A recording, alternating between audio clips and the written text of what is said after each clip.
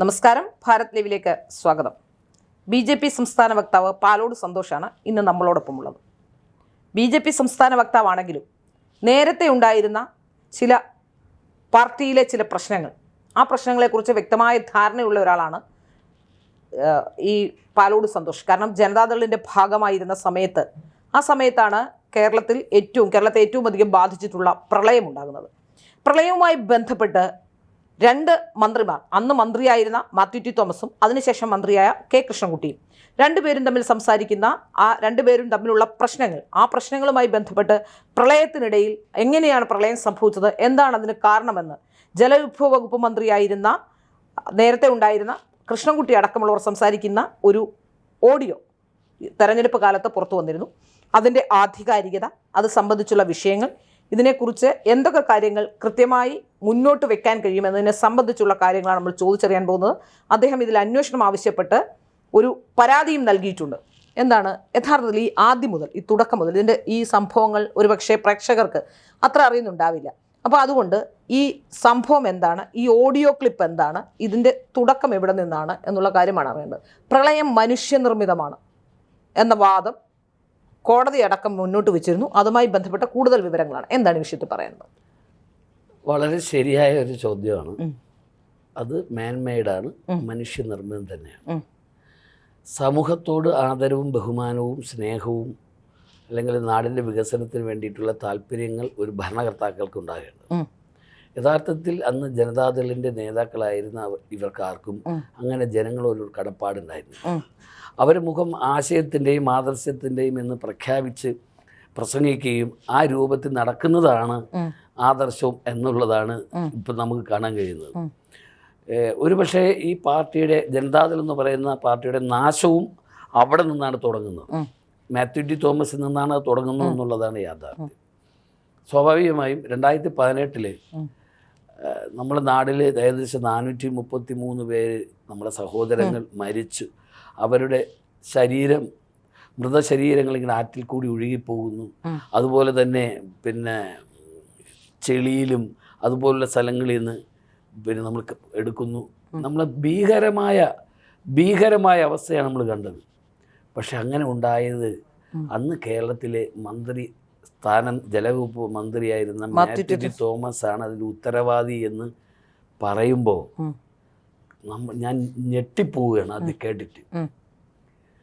അതായത് ഈ ഓഡിയോ, അത് ഈ പുറത്ത് വന്ന ഓഡിയോ ഇല്ലേ, ഓഡിയോ ഒരു പ്രവർത്തകനോട് സംസാരിക്കുന്നതാണോ അതോ സംസ്ഥാന കമ്മിറ്റി യോഗത്തിൽ സംസാരിച്ചതാണോ? പാർട്ടിയുടെ സംസ്ഥാന കമ്മിറ്റി അംഗം അന്ന്, അതിനുശേഷം അയാൾ അതിൻ്റെ സംസ്ഥാന ഭാരവാഹിയായി CK എന്നാണോ പ്രസിഡൻ്റായി വന്നപ്പോൾ അതിൻ്റെ സംസ്ഥാന ഭാരവാഹി അയാളോടാണ് സംസാരിക്കുന്നത്.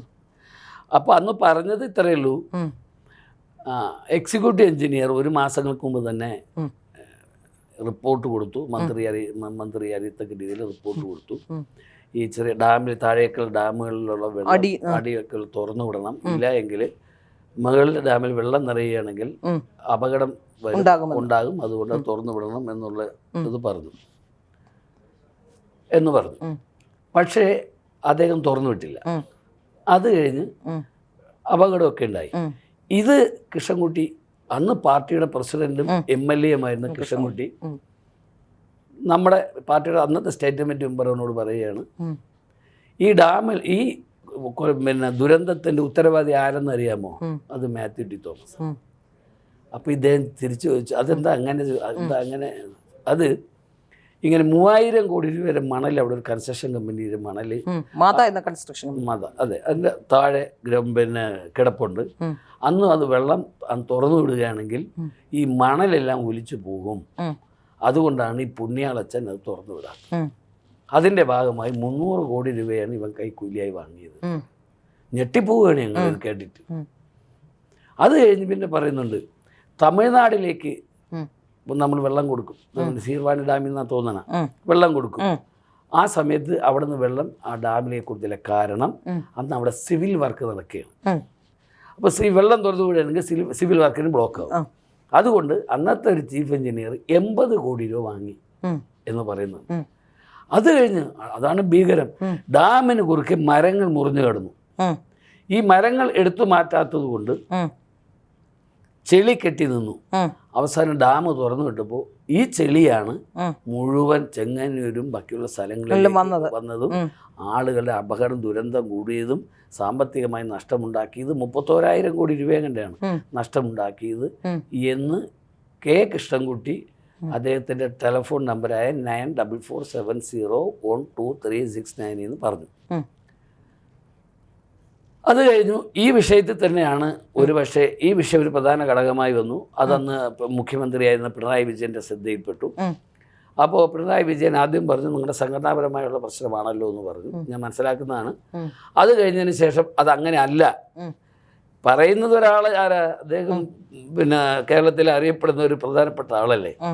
അപ്പോൾ അത് ആലോചിക്കണം പരിശോധിക്കണം എന്നിരിക്കുമ്പോൾ ഈ പറഞ്ഞ കെ കൃഷ്ണൻകുട്ടി പറഞ്ഞ ആളുൾപ്പെടെ ഈ CK നാണു ഉൾപ്പെടെ കെ കൃഷ്ണൻകുട്ടി ഉൾപ്പെടെ ദേവഗൗഡയെ കാണുകയും ദേവഗൗഡയോട് വിവരം പറയുകയും ചെയ്യും.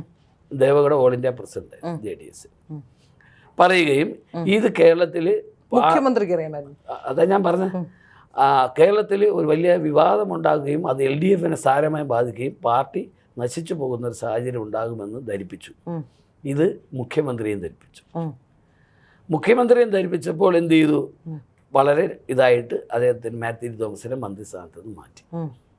യഥാർത്ഥത്തിൽ ഒരു സിനിമാ കഥകളെ വെല്ലുന്ന കഥയാണ് അല്ലേ ഒരു സിനിമാ കഥ. ഇതൊരു ദുരന്തമല്ലേ? അതെ. അല്ല, ഒരു സാധാരണഗതി നമ്മളിങ്ങനെ രാഷ്ട്രീയക്കാര് മനഃപൂർവ്വം ജനങ്ങളെ ഇല്ലാതാക്കുന്നത് കേരളമാണോ? അതെ അതെ, ഇതൊരു കേരളമാണോ നമ്മൾ ചിന്തിക്കേണ്ടതുണ്ട്. അത് കഴിഞ്ഞ് കെ കൃഷ്ണൻകുട്ടി അതേ വകുപ്പ് മന്ത്രിയായി. പലതവണ ഞങ്ങൾ പറയുകയാണ് ഇത് നിങ്ങൾ ഇത്തരം ആക്ഷേപമില്ലേ, അങ്ങനെയുള്ളവരെ നമുക്ക് ഇത് വച്ചയ്ക്കാൻ പാടില്ലല്ലോ, അവനെതിരെ നടപടി എടുക്കണ്ടേ. ഇത് പറയുന്ന ഞങ്ങളെ ഒഴിവാക്കി തുടങ്ങിയതോടുകൂടി കൃഷ്ണൻകുട്ടി അങ്ങനെയാണ് ജനതാദളിൽ നിന്ന് പുറത്തു പോകേണ്ടത്. ഞങ്ങളെന്ന് വെച്ചാൽ അതിൽ ഈ പിന്നെ സംസാരിച്ച ആളുണ്ട്, വേറെ മറ്റു പലരും ഉണ്ട്. അന്ന് ചെറുപ്പക്കാരായിരുന്ന ഒത്തിരി പേര് യൂത്തിൻ്റെയും വിദ്യാർത്ഥിയുടെയൊക്കെ സംസാരം ഓൾ ഇന്ത്യ നേതാക്കളായിരുന്ന പലരും. അപ്പോൾ ഓരോ ദിവസം ചെല്ലും തോറും പുള്ളി അദ്ദേഹം മാത്യു തോമസിനെ കൂടെ നിർത്താനാണ് ശ്രമിക്കുന്നത്. മാത്യു തോമസ് കൃഷ്ണൻകുട്ടിയെ കൂടെ നിർത്താൻ. എന്നാൽ ഇവരെ രണ്ടുപേരെയും ഗ്രൂപ്പിൻ്റെ ഭാഗമായി നിൽക്കുന്നവരെ രണ്ടുപേരും മാറ്റി നിർത്തും. മനസ്സിലായില്ലേ? ഒരു ദിവസം എൻ്റെ ഒരു അനുഭവം കൂടി പറയാം. ഒരു ദിവസം ഞാൻ എറണാകുളത്ത് ഞങ്ങളുടെ മീറ്റിംഗ് കഴിഞ്ഞു. മീറ്റിംഗ് കഴിഞ്ഞിട്ട് നിൽക്കുമ്പോൾ ഇദ്ദേഹം മന്ത്രിയാണ് കൃഷ്ണൻകുട്ടി. എങ്ങനെയാണ് വന്നത്? ഞാൻ പറഞ്ഞു ഞാൻ ട്രെയിനിനാണ്. എങ്ങനെ പോകണേ തിരിച്ച്? ഞാൻ പറഞ്ഞു ട്രെയിനിനാണ് പോകണേന്ന്. അല്ല എൻ്റെ കാരിക്കൂടെ ഞാൻ ട്രിവാൻഡ്രത്തേക്കാണ് പോകണേന്ന് പറഞ്ഞു. എന്നിട്ട് എന്നോട് പറയണേ ഇവിടെ നിന്ന് കയറണ്ട, കുറച്ചങ്ങോട്ട് മാറി നില്ലേ. ഇവിടെ നിന്ന് അദ്ദേഹത്തിൻ്റെ വണ്ടി കയറണ കാര്യം മാറ്റി ആളുകളൊക്കെ അവിടെ കാണും. അതുകൊണ്ട് എൻ്റെ അടുത്ത് ഇവിടെ നിന്ന് കയറണ്ട, കുറച്ചങ്ങോട്ട് മാറി നിന്ന് കയറാൻ പറഞ്ഞു. ഞാൻ പറഞ്ഞു വേണ്ട, നിങ്ങൾ ഞാൻ ട്രെയിനിന് ബുക്ക് ചെയ്തിട്ടുണ്ട്. യഥാർത്ഥത്തിൽ ബുക്ക് ചെയ്തിട്ടില്ലേ. അപ്പോൾ ഒന്ന് ആലോചിച്ച് നോക്കണം അധികാരത്തിനോടുള്ള ആർത്തി എത്രമാത്രമാണ്. ഇവരെ ഒരു പക്ഷേ ഞാൻ നിങ്ങളുടെ ചാനലിൽ ഒരു കാര്യം തുറന്നു പറയണേ, കൃഷ്ണൻകുട്ടി ഇതിന് എവിടെയെങ്കിലും മറുപടി പറയണം. ഞാനില്ലായിരുന്നുവെങ്കിൽ കൃഷ്ണൻകുട്ടി 8 വർഷങ്ങൾക്ക് മുമ്പ് 9 വർഷം മുമ്പ് മരണപ്പെടുമായിരുന്നു. അതെന്താ സംഭവം? ഇദ്ദേഹത്തിന് ഫ്ലാറ്റ് അനുവദിച്ചില്ല. അപ്പോൾ അത് കിട്ടാത്തതിൽ വലിയ അസ്വസ്ഥതയുണ്ട്. മന്ത്രിയാവാൻ വേണ്ടിയിട്ട് ഒരു ശ്രമം നടത്തി. അപ്പോൾ മന്ത്രിയാവണം എന്ന് ആഗ്രഹിച്ച ഒരാളാണ് ഞാനും ജോസ് തെറ്റയിൽ.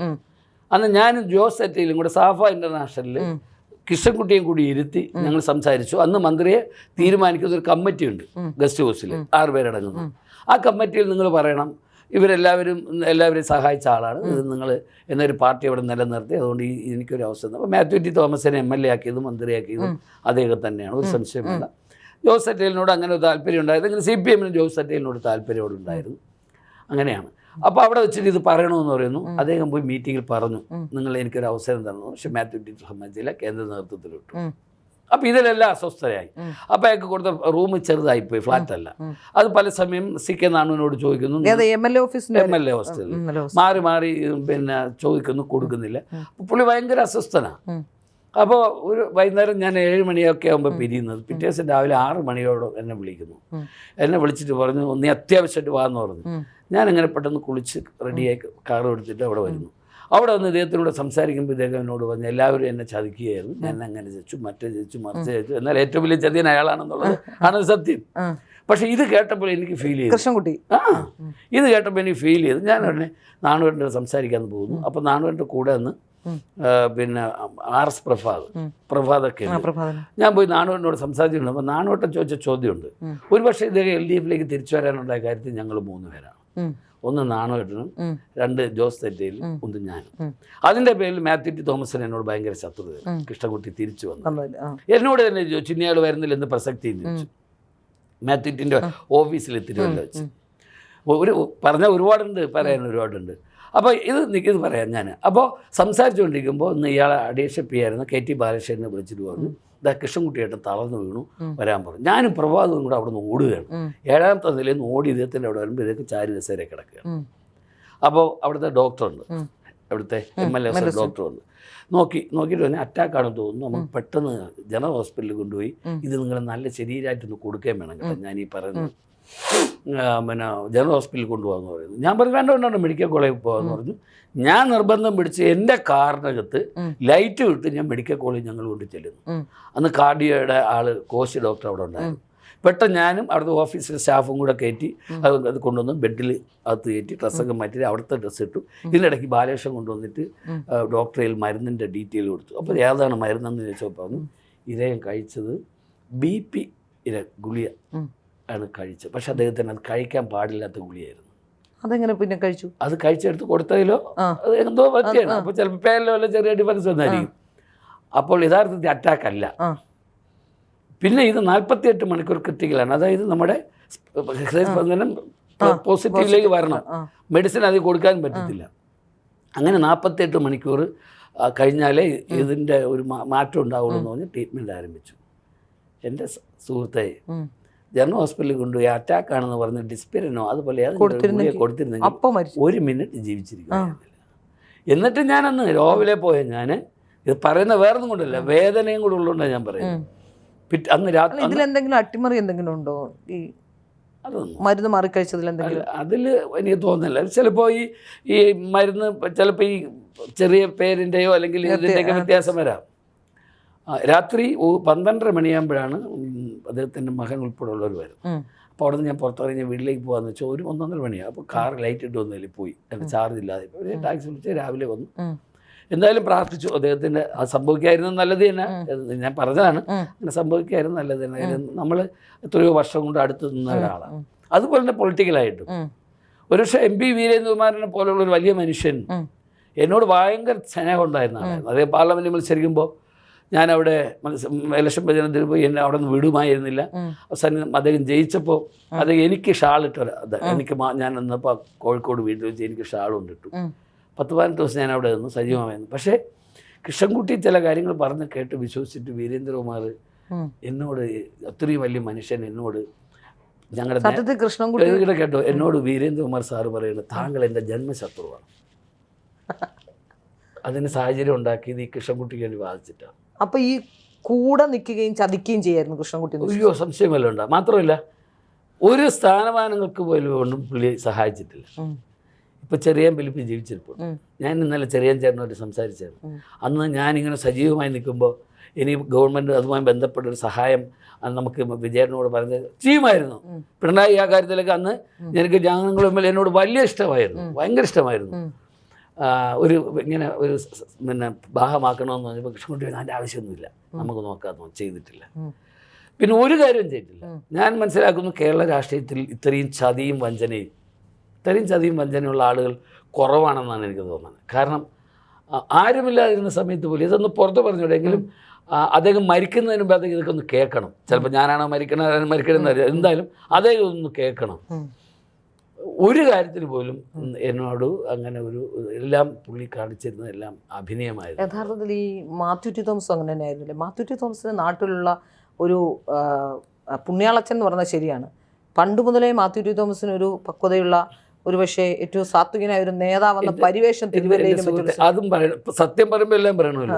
മാത്യു ടി തോമസ് പൊതുപ്രവർത്തനം നടത്തി പോയ ഒരാളാണ്, നിർത്തിപ്പോയ ഒരാളാണ്. 87 മുതൽ അവിടെ പോയി. അത് കഴിഞ്ഞതിന് ശേഷം ഇദ്ദേഹത്തിനെ രാഷ്ട്രീയത്തിലേക്ക് തിരിച്ചു കൊണ്ടുവരുന്നതിന് ഉത്തരവാദി കെ കൃഷ്ണൻകുട്ടിയാണ്.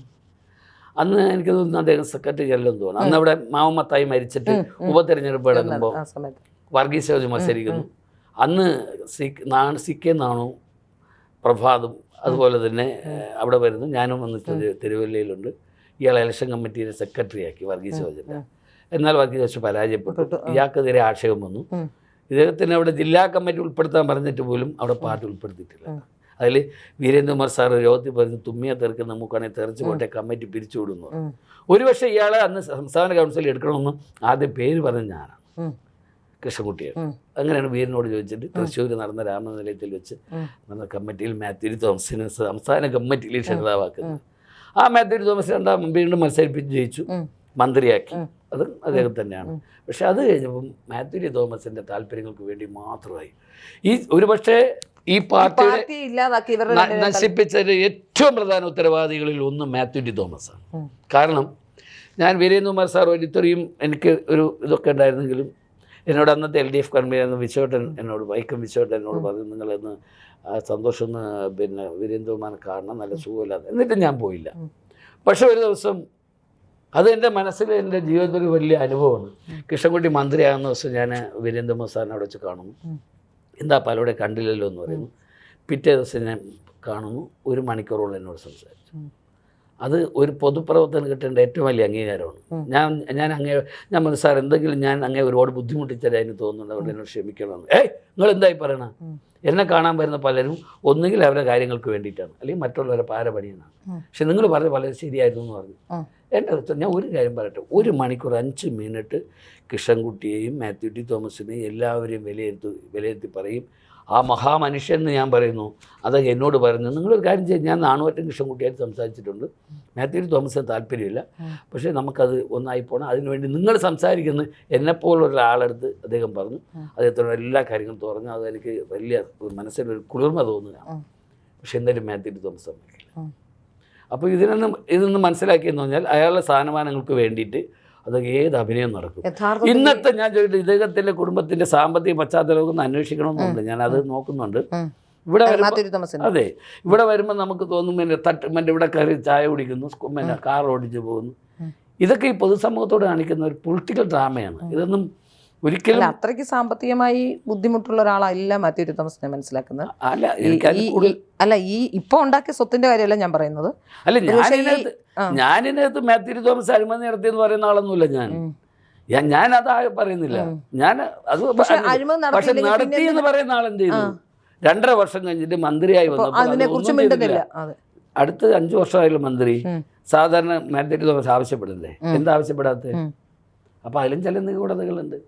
ചിലപ്പോൾ മറ്റുമായി ബന്ധപ്പെട്ട എന്തെങ്കിലും വിവരങ്ങളോ സംഭവങ്ങളോ കൃഷ്ണൻകുട്ടി വീണ്ടും പറയുന്നുള്ളൊരു പേടിയായിരിക്കും. മനസ്സിലായി? ഒരിക്കലും പാർട്ടി പ്രവർത്തിക്കുന്നവരെല്ലാവരും അംഗീകരിക്കുന്നു. ഇവരംഗീകരിക്കുന്നു പറഞ്ഞാൽ ഇവർക്ക് നുണ പറഞ്ഞു കൊടുക്കുക, അല്ലെങ്കിൽ അങ്ങനെ പറയും. യഥാർത്ഥത്തിൽ ആലോചിച്ചത് ഞാൻ അന്നത്തെ പത്രസമ്മേളനത്തിൽ പറഞ്ഞ് ഇലക്ഷൻ്റെ റിസൾട്ടോടുകൂടി ജനതാ മറ്റേ പാർട്ടി സംഭൂജരാകുന്നു. കറക്റ്റായില്ലേ? ഒരുമിച്ച് പോകാൻ കഴിയുമോ? ഇവരെ സംസാരിക്കണ്ടേ? ഞാൻ ചോദിക്കട്ടെ, AK ബാലൻ, ഞാൻ മനസ്സിലാക്കുന്നതാണ്, CPM-ന്റെ നേതാവിലെ AK ബാലൻ കൃഷ്ണൻകുട്ടിയെ വിളിച്ച് പറഞ്ഞു, അത് ഇങ്ങനെ നടന്നിട്ടില്ലെങ്കിൽ നിങ്ങളൊരു പരാതി കൊടുക്കണമെന്ന് പറഞ്ഞു. എന്താ കൊടുക്കാത്തെ? അല്ല, ഓഡിയോ അത് കഴിഞ്ഞ് മാത്യു കൊല്ലനാട് പത്രസമ്മേളനം നടത്തിയപ്പോൾ കൃഷ്ണൻകുട്ടി പറഞ്ഞു അത് AI ആണെന്ന് പറഞ്ഞു. മാത്യു തോമസ് എന്താ പറഞ്ഞത്? എന്നെ തിരുവല്ലയിലുള്ള ജനം അറിയാം, കേരളത്തിലെ എന്നെ അറിയാമെന്ന്. ഇപ്പൊ എന്തായി? ജനം അറിഞ്ഞില്ലേ? പരസ്യമാക്കിയ ഒരു പൊതുപ്രവർത്തകന്റെ മാന്യത അതാണ്. മാത്യു തോമസ് പത്രസമ്മേളനം വിളിച്ചിട്ട് ജനങ്ങൾ വിധി എഴുതുന്നു. ജനം 3-ാം സ്ഥാനത്ത് വിധി എഴുതിയില്ലേ? അപ്പൊ ഇയാൾ കള്ളനാണെന്നുള്ള ബോധ്യമായില്ലേ? മാത്യു തോമസ് പത്രസമ്മേളനം നടത്തണം. ഞാൻ അങ്ങനെ ചെയ്തിട്ടില്ല, കൃഷ്ണൻകുട്ടി എന്നെ ചെയ്യുകയായിരുന്നു എന്ന് പറയണം. കൃഷ്ണൻകുട്ടിക്കെതിരെ കേസ്. ഈ സംഭവം നടക്കുമ്പോൾ ഈ മാതാ കൺസ്ട്രക്ഷൻ ഇതാദ്യം ഈ സംഭവം സത്യത്തിൽ എനിക്ക് തോന്നുന്നു 2000 പ്രളയം കഴിഞ്ഞ ശേഷം ആദ്യം അന്നാണ് ഭാരത് ലൈവിൻ്റെ ലോഞ്ചിങ്. ആ സമയത്ത് SB പ്രദീപ് ഇത് വാർത്തയാക്കിയിരുന്നു. അപ്പോൾ ആ സമയത്ത് ചില വിളികളൊക്കെ ഭാരത് ലൈവിലേക്ക് വന്നിരുന്നു. ഇത് ആരാണ്, ഇവിടെ നിന്നാണ് ഈ വിവരങ്ങൾ കിട്ടിയതെന്ന്. അതിൽ മാതാ കൺസ്ട്രക്ഷൻ കമ്പനിക്ക് വേണ്ടിയാണ് എന്ന് വിശദമായി പറഞ്ഞ വാർത്ത പ്രദീപ് നേരത്തെ ചെയ്തിട്ടുണ്ട്. ആ വാർത്ത ഞാൻ എന്തായാലും ഒന്നുകൂടെ പ്രേക്ഷകർക്ക് കാണിച്ചു കൊടുക്കുന്നു. തീർച്ചയായിട്ടും ആ പ്രദീപിന്റെ മരണം സംശയിക്കുന്നു. അന്ന് അതായിരുന്നു ഏറ്റവും വലിയ സംശയമായി ഉയർന്നതും. പ്രദീപിന്റെ മരണവുമായി ബന്ധപ്പെട്ട് നമ്മളും സംശയിക്കാൻ. ഞാൻ തന്നെ ഇതുമായി വന്നപ്പോൾ എന്നോട് പലരും ചോദിച്ചു, എന്തിനാ ഇനി ആവശ്യമില്ലാത്ത കാര്യം? ഞാൻ പറഞ്ഞേ, നമ്മുടെ വീട്ടിലൊരാളെയാണ് ഇതേപോലെ മരണപ്പെട്ടെങ്കിലോ പൊതു പൈസ എത്ര 31,000 കോടി രൂപ നഷ്ടപ്പെടുത്തിയ ഒരു മന്ത്രിയുടെ ഭാഗത്തെന്ന് പറഞ്ഞാൽ, അപ്പൊ യഥാർത്ഥത്തിൽ ഇവർ രണ്ടുപേരും കൂടി ഇതൊരു പക്ഷെ ഒരു വീഴ്ചയല്ല, മനഃപൂർവ്വം ചെയ്തതാണ് എന്നുള്ളതാണ്. അത് വീഴ്ചയാണെങ്കിൽ നമുക്ക് പോട്ടെ എന്ന് പറയാം. ഇത് അറിഞ്ഞുകൊണ്ടേയിരുന്നില്ലേ? അപ്പൊ യഥാർത്ഥത്തിൽ എന്താ ചെയ്യേണ്ടത്? ഈ ഡാമിൽ നിന്ന് മണൽ വാരാതെയും ഡാം യഥാസമയത്തിൽ തുറന്നുവിടാതെയും മനഃപൂർവ്വം പ്രളയം ഉണ്ടാക്കി, അങ്ങനെയല്ലേ? അതെ. അതെ. ഞാൻ പ്രേക്ഷകരുടെ വ്യക്തതയ്ക്ക് വേണ്ടിയാണ് ചോദിക്കുന്നത്. തീർച്ചയായും. എനിക്കിതിൽ വ്യക്തതയുണ്ട്, പക്ഷെ പ്രേക്ഷകരുടെ വ്യക്തതയ്ക്ക് വേണ്ടി തീർച്ചയായിട്ടും. അപ്പൊ അതായത് ആ മരം കിടന്ന് മുറിഞ്ഞു കിടന്നു. അത് തന്നെയാണ് കോടതി പറഞ്ഞതും അമിക്കസ് ക്യൂറി റിപ്പോർട്ടും അത് തന്നെയായിരുന്നു. പക്ഷെ അതിനുശേഷം ഒരു അന്വേഷണവും മുന്നോട്ട് നീങ്ങിയില്ല എന്നുള്ളതാണ്. അമിക്കസ് ക്യൂറി വളരെ കൃത്യമായി പറഞ്ഞു ഇത് മനുഷ്യനിർമ്മിതമാണ്. അതില് അന്ന് നിയമസഭയില് ഒരു ചോദ്യമൊക്കെ വന്നു. പക്ഷെ ഇവർക്കാർക്കും അതിനകത്ത് വ്യക്തത ഉണ്ടായിരുന്നില്ല. എന്നാലും ഹൈക്കോടതിയിൽ നിന്ന് അന്വേഷണ റിപ്പോർട്ട് വന്ന സമയത്ത് ഒന്ന് അന്വേഷിക്കേണ്ടതായിരുന്നു. ടെക്നിക്കൽ എക്സ്പേർട്ടിനെ വെച്ചാൽ ഇത് അന്വേഷിക്കാന്നുള്ളതായിരുന്നു ഉള്ളത്. അത് കഴിഞ്ഞ് പല ഏജൻസികളൊക്കെ അന്വേഷിച്ചു. അതിലൊരു ഏജൻസി, ഞാൻ പേരൊന്നും പറയുന്നില്ല, അന്വേഷണം നടത്തിയിട്ട് ഇതിലൊന്നും കാര്യമില്ല, കുഴപ്പമില്ല എന്ന് പറഞ്ഞ ആളെ ഡയറക്ടറാക്കി. അതൊക്കെ ഞാൻ ഇനി അതിലേക്ക് ഞാൻ പോകുന്നില്ല. പക്ഷെ എന്തായാലും ഇവർ രണ്ടുപേരുമാണ് ഈ 433 പേരുടെ മരണത്തിന് ഉത്തരവാദി. കോടിക്കണക്കിന് രൂപയുടെ 31,000 കോടി രൂപ നഷ്ടം വന്നത് ഇവരാണ്. ഞാനിതപ്പോൾ DGPക്ക് പരാതി കൊടുത്തിട്ടുണ്ട്. അടിയന്തരമായിട്ട് ഞങ്ങൾ ഇനി ഗവർണറെ കാണുന്നുണ്ട്. ഞാൻ സ്വതന്ത്ര ഏജൻസി അന്വേഷിക്കണമെന്ന് പറഞ്ഞിട്ട് എന്തായാലും ഇത് അന്വേഷണം കൊണ്ടുവരും. ഈ സമൂഹത്തെ ചതിച്ചവർ, ഈ സമൂഹത്തെ നമ്മുടെ സഹോദരങ്ങളെ കൊന്നവർ, നമ്മുടെ സമ്പത്ത് നഷ്ടപ്പെടുത്തിയവർ, അവർ സമൂഹത്തിൽ മന്ത്രിമാരായിരുന്നു, മാന്യന്മാരായി നടന്നവരാണ്. അതങ്ങനെ ഒരു പക്ഷേ ഇത് അറിയാവുന്നതുകൊണ്ടാണ് ഒന്ന് സജി ചെറിയാൻ ഒരു വലിയ ബഹളം ഉണ്ടാക്കിയിരുന്നത് ചെങ്ങന്നൂർ. ഓർക്കുന്നുണ്ടോ?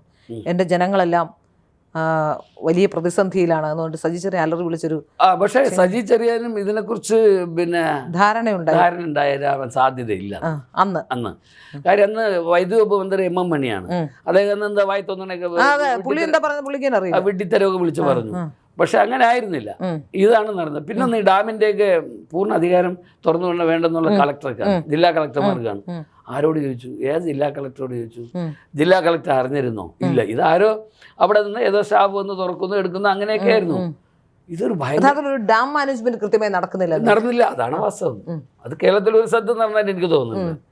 പ്രത്യേകിച്ചും അതുപോലൊരു പ്രദേശം നോക്കണ്ടേ, എത്ര ജില്ലയെ ബാധിക്കുന്നു. പൂർണ്ണമായും ചില ജില്ലകൾ, ആലപ്പുഴ, കോട്ടയം പോലുള്ള ജില്ലകൾ പൂർണ്ണമായും ചാലക്കുടി. അപ്പോൾ ഇതിന് ഇതുവരെ മറുപടി പറഞ്ഞില്ല. എനിക്ക് മനസ്സിലാകാത്ത മറ്റൊരു ചോദ്യമാണ്, ഇത്രയും വ്യക്തമായ അപ്പുറം പറഞ്ഞിട്ട് പ്രതിപക്ഷം പോലും മിണ്ടുന്നില്ല. ഒരിക്കൽ VD സതീശനോട് ചോദിച്ചപ്പോൾ പറഞ്ഞു, ഞാൻ ഇത് കേട്ടിട്ടുണ്ട്, എനിക്കറിയാമായിരുന്നു എന്തോ പറഞ്ഞു എന്ന് പറഞ്ഞിട്ട് അദ്ദേഹം അതിന്റെ പിന്നാലെ പോണ്ടേ. ഈ തെരഞ്ഞെടുപ്പ് സമയത്ത് മാത്യു കുഴൽനാടൻ ഈ ആരോപണം ഉന്നയിച്ചെങ്കിലും അത് വലിയ രീതിയിൽ കത്തിയില്ല, അല്ലെങ്കിൽ അത് ചർച്ചയായില്ല. ആ ഭാഗത്തൊക്കെ ചർച്ചയായി. ഒരുപക്ഷെ ജനങ്ങൾക്കത് ബോധ്യമായതുകൊണ്ടായിരിക്കും മാത്യു ടി തോമസിനെ 3ാം സ്ഥാനത്തേക്ക് എത്തിച്ചതെന്ന് എനിക്ക് തോന്നുന്നു.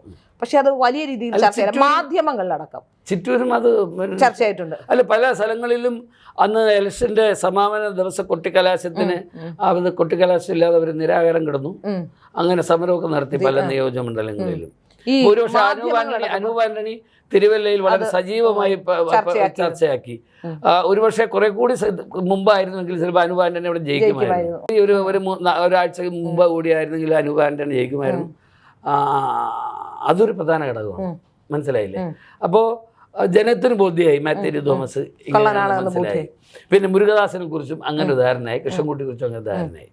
പക്ഷെ ഞാനിത് വീണ്ടും ഇപ്പോഴും ചോദിക്കുന്നു, നിങ്ങളൊക്കെ ഇത്രയും താല്പര്യം കാണിക്കുന്നു.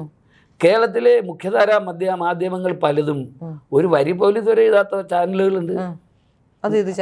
ഞാൻ ചാനൽ ഏതാണെന്ന് ഞാൻ പറഞ്ഞു, ഞാൻ അങ്ങനെ പറയുന്നില്ല. നിങ്ങൾ എന്നെ ആലോചിച്ച ഏറ്റവും പ്രധാനപ്പെട്ട ചാനലുകളിൽ പലതിനും നിർബന്ധിച്ച് പറഞ്ഞിട്ട് പോലും അവർ ചെയ്തിട്ടില്ല. അപ്പോൾ അതെല്ലാമാണോ മാധ്യമ ധർമ്മം എന്ന് എനിക്ക് തോന്നുന്നില്ല. ഇവിടെയാണ് ഒരു വലിയ വിഷയമുള്ളത്. നിങ്ങളൊക്കെ ഉന്നയിക്കുന്ന പല വിഷയങ്ങളിലും ഈ രാഷ്ട്രീയ നേതാക്കളും മാധ്യമ പ്രവർത്തകരും അവിശുദ്ധ ബന്ധങ്ങൾ വരുന്നത് കൊണ്ട് യാഥാർത്ഥ്യങ്ങൾ പുറത്തു വരികയും പല അസത്യങ്ങൾ പിന്നെ സത്യമൊന്നും പറയുകയും സത്യത്തെ മൂടി വയ്ക്കപ്പെടുകയും ചെയ്യും. പക്ഷെ എത്ര മൂടി വെച്ചാലും സത്യം എപ്പോഴായാലും പുറത്തു വരും എന്നുള്ളൊരു യാഥാർത്ഥ്യമാണ്. ഒരു സംശയം വേണ്ട, ഇത് അന്വേഷിക്കേണ്ടത് തന്നെയാണ്. ഇപ്പം എന്തായാലും UDF ഗവൺമെൻറ്റാണ് ഇപ്പോൾ അധികാരത്തിൽ വന്നിട്ടുള്ളത്. അവർ ഗൗരവമായിട്ട് കാണുമെന്ന് ഞാൻ മനസ്സിലാക്കും. പുതിയ ഗവൺമെൻറ് അത് ഗൗരവമായിട്ട് കാണുമെന്ന് ഗവൺമെൻറ് വരുമ്പോൾ മുഖ്യമന്ത്രിയെ കണ്ട് വിഷയം സംസാരിക്കും. തീർച്ചയായിട്ടും ഞാൻ അന്വേഷണം സംസാരിക്കണമെന്ന് ഞാൻ ആവശ്യപ്പെടും. ഒരു സംശയം വേണ്ട, ആവശ്യപ്പെടും. ഞാനത് ബന്ധപ്പെട്ട നേതാക്കൾ ഇതിനു മുമ്പ് പറഞ്ഞിട്ടുമുണ്ട്. അവരോട് ഞാൻ സംസാരിച്ചിരുന്നു. കാര്യം ഇത് പുറത്തു വരണ്ടേ. BJPയുടെ നേതാക്കളോടും ഞാൻ ഈ വിഷയം സംസാരിച്ചിരുന്നു.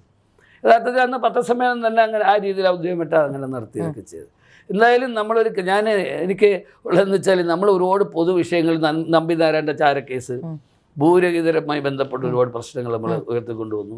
ആദിവാസികളുടെ വിഷയങ്ങളിൽ നമ്മൾ ഒരുപാട് കാര്യങ്ങൾ ചെയ്തു. അതോടൊപ്പം തന്നെ ഇതൊരു ഏറ്റവും ശ്രദ്ധേയമായൊരു കാര്യമാണ്, നിങ്ങൾ ഇതിൻ്റെ പിന്നാലെ ഉണ്ടാകണം. നിങ്ങളെങ്കിലും ഒക്കെ ഉണ്ടാകണം ഇതിൻ്റെ പിന്നാലെ. നമ്മളുണ്ട്. പോയാൽ കഴിഞ്ഞാൽ ഇത് പുറത്തു വരും. ഇവരെയൊക്കെ തിരിച്ചറിയട്ടെ. ഞാൻ ചോദിക്കുന്നു, ഇത്രയും ആരോപണം. സത്യത്തിൽ ആദ്യഘട്ടത്തിൽ ഈ എസ് വി പ്രദീപിന്റെ മരണവുമായി ബന്ധപ്പെട്ട് ആദ്യം ഞങ്ങൾ സംശയിച്ചത് ഇവരെ തന്നെയായിരുന്നു. അതിലാണ് ആക്സിഡന്റ് ആണ് എന്ന് നമ്മൾ ഉറപ്പിക്കുക. ആക്സിഡന്റ് സംഭവിച്ചപ്പോൾ ഇത് ഒരു കൊലപാതകമാനുള്ള സാധ്യതകൾ ചൂണ്ടിക്കാട്ടി. പക്ഷേ ആ ഭാഗത്ത് മാത്രം CCTV ഇല്ലാതിരിക്കുകയും ചില തെളിവുകൾ നശിപ്പിക്കപ്പെടുകയും ഒക്കെ ചെയ്ത ആദ്യഘട്ടത്തിൽ. ഞാൻ അതാണ് പറഞ്ഞത്, ദൈവം ഗോഡ്സ് ഓൺ കൺട്രി എന്നാ പറയുക, ദൈവത്തിന്റെ സ്വന്തം നടന്ന പറയുക കേരളത്തെ. ഇവിടെ എന്താ നീതി, എന്തോ ഒരു സർക്കാർ സംവിധാനം മുഴുവൻ എതിരായി നിൽക്കുമ്പോൾ നമുക്ക് അന്വേഷണവുമായി മുന്നോട്ട് പോകാനോ അല്ലെങ്കിൽ ഒരു ചോട് മുന്നോട്ട് വെക്കാനോ. അതായത് സത്യത്തിന് വേണ്ടി പോരാടുന്നവർ സമൂഹത്തിൽ അവഗണിക്കപ്പെടുന്ന അവരെ നശിപ്പിക്കാൻ ശ്രമിക്കുന്നു എന്നുള്ളതാണ് ഭരണാധികാരികൾ ചെയ്യുന്നത്. അത് കേരളത്തിൽ വ്യക്തമായിട്ട് LDF പല കാര്യങ്ങളും അങ്ങനെ ചെയ്തിട്ടുണ്ട്. പണ്ട് UDF. ഞാൻ ഇപ്പോൾ മനസ്സിലാക്കുന്നു, പുതിയ ഇപ്പോഴത്തെ കോൺഗ്രസിൻ്റെ ലീഡർഷിപ്പ് മീൻസ് പ്രതിനിധികൾ കുറേ ചെറുപ്പക്കാരാണ്, അധികം ചെറുപ്പക്കാരും ഇതൊക്കെയാണ്. അപ്പം എന്തായാലും അവരെ ശ്രദ്ധയിൽ ഇത് പെടുത്തും, എന്തായാലും അവരിതിനെ നിലപാട് സ്വീകരിക്കും. ഞാനിത് മാത്യു കുളിനാടിനോട് സംസാരിച്ചിട്ടുണ്ട്. ഇതിനു വേണ്ടി സപ്പോർട്ട് ചെയ്യുന്ന ആരെയും നമ്മൾ അതിൽ കാര്യമില്ലല്ലോ. ഞാനൊരു പിന്നെ തീർച്ചയായിട്ടും. അപ്പം അതുകൊണ്ട് പല കാര്യങ്ങളും പറയും, നിങ്ങൾ എന്തിനാ അതിന് പോകേണ്ടത്, ഇതിന് പോകണമെന്ന് പറയും. പിന്നെ ആരെങ്കിലുമൊക്കെ പോകണ്ടേ. അപ്പം ഞാൻ പറയും 433 പേര് അവിടെ മരണപ്പെട്ടു, +1. അത് നമുക്ക് നല്ലതിന് വേണ്ടിയിട്ടാണെങ്കിൽ നമ്മളെന്താ, അല്ലാതെ അറ്റാക്ക് ഒന്നും മരിക്കുന്നേക്കാളും അല്ലാതെ കാരണമല്ലേ സമൂഹത്തിന് വേണ്ടി നിലപാടെടുത്തപ്പോൾ ശരി ഇങ്ങനെ ആയിപ്പോയെന്ന്. കാരണം അതിനെയൊന്നും ഭയമൊന്നുമില്ല, ദൈവം തീരുമാനിച്ചിട്ടുണ്ട് എപ്പോൾ മരിക്കണം എന്നുള്ളത്. യഥാർത്ഥത്തിൽ ഒരു 435 പേരുടെ മരണം, 33 പേരുടെ മരണം, ഒപ്പം ഞങ്ങളുടെ പ്രദീപിന്റെ മരണവുമായി ബന്ധപ്പെട്ട് എന്തെങ്കിലും ദുരൂഹതയുണ്ടെങ്കിൽ ആ ദുരൂഹത കൂടി പുറത്തു വരട്ടെ എന്നുള്ളതാണ്. ഇതിന്റെ അന്വേഷണം മുമ്പോട്ട് പോകട്ടെ. അതിനായി ഞങ്ങളാൽ കഴിയുന്ന എല്ലാ സഹായങ്ങളും ഞങ്ങളും വാഗ്ദാനം ചെയ്യുകയാണ്. ഈ മാത്യു ടി തോമസും കൃഷ്ണൻകുട്ടിയും തമ്മിൽ നിരന്തര തർക്കം ഉണ്ടായിരുന്നു ഈ പാർട്ടിയിലുണ്ടായിരുന്ന സമയത്ത്. വേറെ തർക്കമൊന്നുമില്ല, അധികാര താല്പര്യങ്ങൾക്ക് വേണ്ടിയുള്ള തർക്കമുള്ളൂ. അതിനിടയിൽ ചില പ്രശ്നങ്ങൾ രണ്ടുപേരും അങ്ങോട്ടും ഇങ്ങോട്ടും പാര വെക്കുന്ന രീതി ഉണ്ടായിരുന്നു. സ്വാഭാവികം, അതല്ലേ ഇത് ഇങ്ങനെ നശിച്ചു പോയത്. അപ്പോൾ മന്ത്രി അല്ലെങ്കിൽ മന്ത്രി സ്ഥാനത്ത് നീക്കാൻ വേണ്ടിയിട്ട് പല ശ്രമങ്ങൾ നടത്തിയിരുന്നു. അതിൽ ഏറ്റവും പ്രധാനപ്പെട്ട ജോലിക്കാരുമായി ബന്ധപ്പെട്ട വിഷയത്തിൽ മാത്യു ടി തോമസിന്റെ വീട്ടിലെ ജോലിക്കാർ, മാത്യു ടി തോമസിന്റെ ഭാര്യ ഉപദ്രവിച്ചെന്നൊക്കെ പറഞ്ഞു. അവരൊരു പാവ സ്ത്രീയാണ്. അവർ മാത്യു ടി തോമസിന്റെ കുടുംബം നല്ല ബന്ധമായത്. മാത്യുവിന്റെ അമ്മയെ നോക്കാൻ വേണ്ടി നിന്ന ഈ സ്ത്രീ. അവർ പിന്നെ സാധുക്കളാണ്, വെറും പാവങ്ങൾ. അദ്ദേഹത്തിൻ്റെ അവരുടെ ഭർത്താവ് പിന്നെ പഞ്ചായത്ത് മെമ്പറായിരുന്നു BJP. ആ സമയം പരാതിയുമായി കൃഷ്ണൻകുട്ടിയെ സമീപിച്ചു. കൃഷ്ണൻകുട്ടി അത് ശരിയായ വണ്ണം മാത്യു ടി തോമസിനെതിരെ ഉപയോഗിച്ചു എന്നാൽ എന്നെ കൊണ്ട് ഉപയോഗിപ്പിച്ചു ആണ് സത്യം. ഇവർ യഥാർത്ഥത്തിൽ അദ്ദേഹം മരിച്ചുപോയി, മറ്റവരിപ്പോഴും ജീവിച്ചിരിപ്പുണ്ട്. അവരോട് ഞാൻ പറഞ്ഞു, നിങ്ങൾ മാത്യു ടി തോമസിനെയും കണ്ട് കൃഷ്ണൻകുട്ടിയും കണ്ട് ഇത് പരിഹരിക്കണം, നിങ്ങൾ പരിഹരിച്ചു പോട്ടെ എന്ന് പറഞ്ഞു. അപ്പോൾ കൃഷ്ണൻകുട്ടിയാണെന്ന് പറഞ്ഞത് ഇത് അവനെതിരെയുള്ള ഒരു ആയുധമാണ് എന്ന് പറഞ്ഞിട്ട് യഥാർത്ഥത്തിൽ കൃഷ്ണൻകുട്ടിയാണ് അതിന്റെ പിന്നിൽ പ്രവർത്തിച്ചത്. അവർ വാർത്താ സമ്മേളനം നടത്തി പല ചാനലും. പിന്നെ പേഴ്സണൽ സ്റ്റാഫിലായിരുന്നു അല്ലേ? പേഴ്സണൽ സ്റ്റാഫിൽ ഇരുന്നിട്ടാണ് പോയത്. പേഴ്സണൽ സ്റ്റാഫിൽ നിന്ന് മാറ്റിയത് ഇവർക്കെതിരെ ആക്ഷേപമുണ്ടോ, അതുകൊണ്ടാണ്. ആ ആക്ഷേപം വന്ന് അവർ നിരപരാധി എന്ന് പറയാൻ വേണ്ടി 3-4 പ്രാവശ്യം വന്നിരുന്നു. ഞാൻ തന്നെ പറഞ്ഞു, നിങ്ങൾ പോയി മാത്യു ടി തോമസിനെ കണ്ടാൽ മതി, അദ്ദേഹം പരിഹരിച്ചു തരുമെന്ന്. അങ്ങനെ കാണാൻ പോയപ്പോഴൊന്നും അവരെ കാണാൻ സമ്മതിച്ചില്ല. മാത്യു ടി അവിടെ ഉണ്ടായിരുന്നിട്ട് പോലും ഇല്ല എന്ന് പറഞ്ഞു. അങ്ങനെ ഒരു സമയത്ത് പെട്ടെന്ന് തന്നെ മ്യൂസിയത്തിൽ പോലീസ് ജീപ്പ് വരുന്നവരെ കയറ്റിക്കൊണ്ട് പോകും. അവിടെ ചെന്ന് അന്വേഷിച്ചു. അപ്പോൾ അവരെന്നെ വിളിച്ചു. ഞാൻ അങ്ങനെ CA വിളിച്ചു വെച്ചപ്പോൾ അവർ നിരപരാധിയായ കുഴപ്പമില്ല, അവരെ വിട്ടുപോകും, അവർ പാവങ്ങളാണ്. പക്ഷെ അവരതിൽ പെടുത്തുകയായിരുന്നു. ആ പെടുത്തിയിട്ട് അത് നടപടി സ്വീകരിക്കണം അല്ലെങ്കിൽ അത് പരിഹരിക്കണമെന്ന് ഇതിന് വേണ്ടിയിട്ടാണ് ഞാൻ ശ്രമിച്ചത്. മനസ്സിലായില്ലേ? അന്ന് തൊട്ട് മേളിവിടെ നിങ്ങളുടെ ഓഫീസിൻ്റെ മേളിലായിരുന്നു ജനതാദളിൻ്റെ ഓഫീസ്. അന്ന് ഭാരവാഹിയോ നടക്കുമ്പോൾ ഞാൻ ഇവരോട് പറഞ്ഞു, നിങ്ങൾ പോയി കണ്ടിട്ട് പറയും, കണ്ട അഭിഷേകം പരിഹരിക്കാൻ പറയും. പക്ഷെ അവിടെ ചെന്ന് മാത്യു തോമസ് അവരോട് ഭയങ്കര കയർത്തുമാറി. അങ്ങനെ ഭയങ്കര കരച്ചിലായിരുന്നു. കരഞ്ഞിട്ട് എന്നോട് പറഞ്ഞു, ഇങ്ങനെയാണ്, ഞങ്ങൾ നീതി കിട്ടില്ല, എൻ്റെ കൊച്ചുങ്ങളെ പഠിക്കാൻ പറ്റില്ല, പെൺകുട്ടിയുടെ പഠിക്കാൻ പറ്റില്ല, അവനൊന്നും ചെയ്യാൻ പറ്റില്ല, പാസ്പോർട്ട് ഒന്നും നടക്കുക, ഭയങ്കര കരച്ചിലായിരുന്നു. അപ്പോൾ പിന്നെ ഞാൻ വേറെ ശരി ഇങ്ങനെയാണെങ്കിൽ ആലോചിക്കാമെന്ന് പറഞ്ഞപ്പോൾ കൃഷ്ണൻകുട്ടി വന്ന് കേസുമായി പോകുന്നതായിരിക്കും നല്ലത്. എന്നിട്ട് ഇവരെല്ലാവർക്കും പരാതി കൊടുത്തു. അതിന് മുമ്പ് പത്രസമ്മേളനം. കേസ് ഇപ്പോൾ നിലവിൽ അവർക്ക് നോട്ടീസൊക്കെ അയച്ചു. അവർക്കെതിരെ കേസ് കൊടുത്തു. കാര്യം അധികാരത്തിന് നോക്കി. അങ്ങനെ കുറേ ദിവസം പല കാര്യങ്ങളും നടന്നു. പിന്നെ അതിനെ കുറിച്ചിട്ട് ഞാൻ ശ്രദ്ധിച്ചില്ല. പക്ഷേ ഇതൊന്നും കൃഷ്ണൻകുട്ടി ചെയ്യാൻ പാടില്ല. ഒരു പക്ഷേ മാത്യു ടി തോമസിന്റെ വീട്ടിൽ നടന്നിട്ടുണ്ടെങ്കിൽ അദ്ദേഹം പാർട്ടിപരമായി പരിഹരിക്കും. പിന്നെ അദ്ദേഹം തന്നെ മാത്യു ടി തോമസിനോട് ചോദിച്ചിട്ട് എന്താ ഇങ്ങനെ ഒരു വിഷയം ഉണ്ടെന്ന് ചോദിക്കണ്ടേ. പക്ഷെ പുള്ളി അവിടെ ക്രൂഡ് മൈൻഡ് ഉപയോഗിച്ചത്. ശരിയെങ്കിൽ ഇതിനെ ഇങ്ങനെ പോലീസ് കേസാക്കാൻ കംപ്ലൈന്റ് ആക്കിയപ്പോൾ ഞാൻ മനസ്സിലാക്കുന്നു മാത്യു ടി തോമസ് CK നാണുവിനെ പോയി കണ്ട് കരയൊക്കെ വെച്ച് കോട്ടയത്ത് വെച്ചിട്ട് ഇത് ഇങ്ങനെയാണ് ഞാൻ മനസ്സിലാക്കുന്നു. കൃഷ്ണൻകുട്ടിയുടെ പേര് തന്നെ മാത്യു പറഞ്ഞു എന്നുള്ളതാണ് ഞാൻ മനസ്സിലാക്കുന്നത്. യഥാർത്ഥത്തിൽ അതാണ് സംഭവിച്ചത്. അല്ലെങ്കിൽ ആ കേസ് സംസാരിച്ച് തീർക്കേണ്ടതായിരുന്നു. ഇവിടെയാണ് ഞാൻ പറഞ്ഞത്, ഇവിടെയാണ് കൃഷ്ണൻകുട്ടി ഏറ്റവും ക്രൂക്കഡായ അല്ല, ഓരോ വിഷയങ്ങളിലും അദ്ദേഹത്തിന് വേണ്ടുന്ന കാര്യങ്ങൾക്ക് വേണ്ടി ആരെയും ഉപയോഗിക്കുക എന്നുള്ളതാണ്. ഒരുപക്ഷെ മാത്യു തോമസ് ഇതിന്റെ പേരിൽ തന്നെ രാജിവെച്ചോ അല്ലെങ്കിൽ മറ്റുള്ള സംഭവം എന്തെങ്കിലും വന്ന പാർട്ടിക്ക് മോശമാവൂല. അപ്പൊ അവിടെയാണ് പാർട്ടിയല്ല വലുത്, സമൂഹമല്ല വലുത്, അധികാരമാണ് എന്റെ അധികാരവും എന്റെ താല്പര്യമാണ് വലുത് എന്നുള്ളത് കൊണ്ടാണ് ഇപ്പൊ സംപൂജ്യരായത്. ഇനി ഇവർ രണ്ടുപേരും കൂടെ ഒരുമിച്ച് ഒരു പത്രസമ്മേളനം നടത്താൻ എപ്പോഴെങ്കിലും ഒരു സാഹചര്യം ഉണ്ടാവട്ടെ എന്ന് ഞാൻ പ്രാർത്ഥിക്കുകയാണ്. അങ്ങനെ നമുക്ക് കാണാൻ പറ്റുമെങ്കിൽ കാണാം. പക്ഷെ അവർ അതിന് മുമ്പ് രണ്ടുപേരെ ആയുധം കൂടി കാണും, അവർ കാണുന്നെങ്കിലേ. മനസ്സിലായില്ലേ? അതുകൊണ്ട് എനിക്കൊരു വളരെ സന്തോഷമുണ്ട്. വളരെ സന്തോഷമുള്ളതെന്ന് വെച്ചാൽ ഇങ്ങനെ ഒരു പാർട്ടി ഞങ്ങളെ കയ്യിൽ നിന്ന് പോയോടുകൂടി ഞങ്ങളെല്ലാം ചതിച്ച് ആയിരക്കണക്കിന് എന്തുമാത്രം വിദ്യാഭ്യാസമുള്ള ചെറുപ്പക്കാരുടെ ലൈഫാണ് പോയെന്നറിയാം ഈ പാർട്ടി. പിന്നെ ഇപ്പം ഞാനൊക്കെ BJP വന്നു. എന്നെയൊക്കെ ഒരുപാട് പേര് ഞാൻ പറയുന്നു BJPക്ക് എല്ലാ അർത്ഥത്തിലും എന്നെ സഹായിക്കുകയും എന്നോടൊപ്പം വന്നവരെ ഞങ്ങളൊരു 10,000-2,500 ആളുകളായിട്ടാണ് വന്നത്. 4 പേരെ സ്റ്റേറ്റ് കമ്മിറ്റി എടുത്തു, 4-5 സ്റ്റേറ്റ് കൗൺസിൽ എടുത്തു, ബോർഡ് സംസ്ഥാന ഭാരവാഹികളാക്കി. എല്ലാ അർത്ഥത്തിലും നമുക്ക് വളരെ ഉൾക്കൊണ്ടു. തീർച്ചയായിട്ടും അതിൻ്റെ സംസ്ഥാന നേതൃത്വങ്ങളായാലും പ്രാദേശിക നേതൃത്വങ്ങളായാലും അതിൽ വളരെ സന്തോഷമുള്ള കാര്യം. ഒന്നുമില്ലെങ്കിലും അധികം പേര് കാണുമ്പോൾ ചേട്ടാ സുഖമാണല്ലോ എന്നെങ്കിലും ചോദിക്കുന്നതുണ്ടല്ലോ, അതൊരു വലിയ കാര്യമാണ്. മറ്റത് ഇവനെ എങ്ങനെ ഇല്ലാതാക്കാന്നാണ് ശ്രമിച്ചുകൊണ്ടിരുന്നത്. എന്തായാലും ഇതെല്ലാം പുറത്തു വരട്ടെന്ന്, ഇതൊക്കെ അന്വേഷിച്ച് ഇവരൊക്കെ മറുപടി പറയട്ടെ, ഇവരൊക്കെ മാന്യത പുറത്തു വരട്ടെ. എന്തായാലും വളരെ സന്തോഷം. ഈ കാര്യങ്ങൾ നിങ്ങൾ എന്നോട് ചോദിച്ചതും എനിക്ക് പറഞ്ഞതിലും വളരെ സന്തോഷമുണ്ട്. സമൂഹം അറിയട്ടെ ഇതെല്ലാം. ഓക്കെ, നമസ്കാരം.